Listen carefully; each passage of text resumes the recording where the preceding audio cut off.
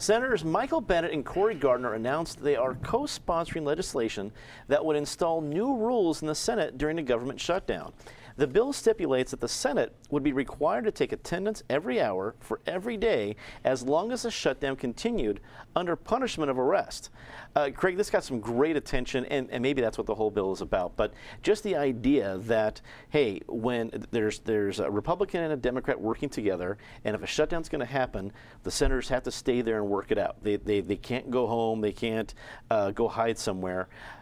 Is it politically popular enough to actually get some support, or is it just going to get headlines?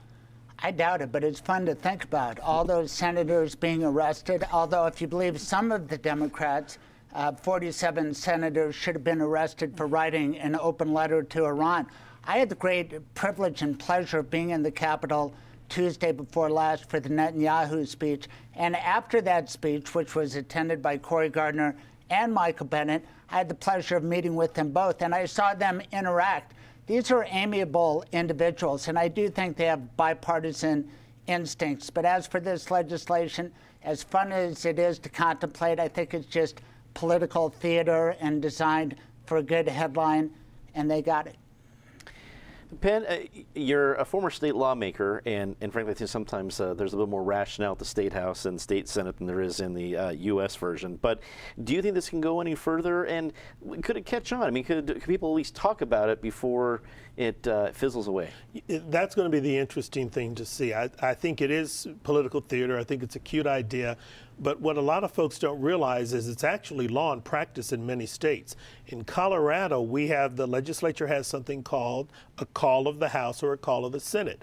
And if a call is invoked, the State Patrol has the authority to go physically retrieve legislators and bring them back to the state capitol. So it's an interesting concept to think that you might invoke something like that in Washington, D.C. And the idea of an hourly roll call, they would have to radically change how Congress operates on a day-to-day basis to facilitate something like that.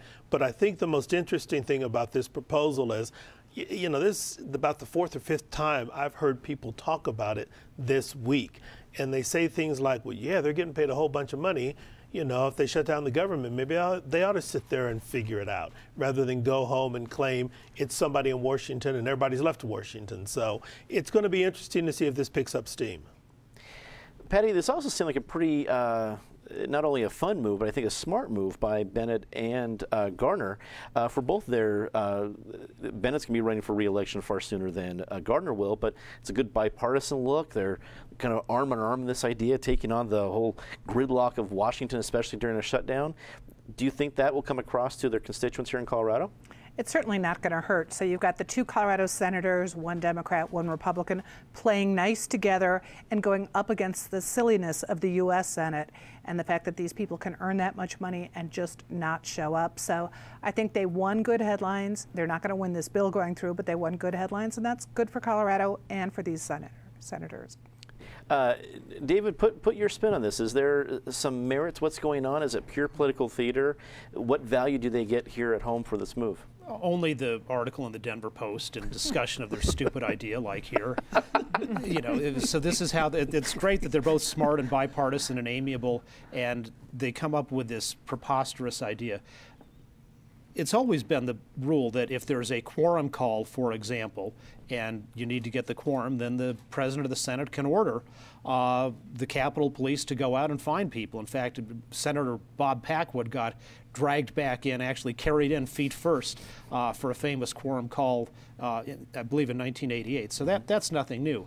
But the idea that you're going to say you have to sit at your desk in the Senate and you're going to take roll every hour, well, you've seen those on C-SPAN. You know how long it takes just to get a yes or a no or a present every hour. So supposedly we're going to make them work and try to solve the shutdown. Well, you're going to be spending 25 minutes of that hour taking attendance, and then if people were negotiating, maybe they're not negotiating by giving speeches on the floor of the Senate. Maybe they're meeting in an office in the Capitol with leadership and people from the White House and things like that. So even on its own terms, it is destructive of getting people to negotiate and work on things in person.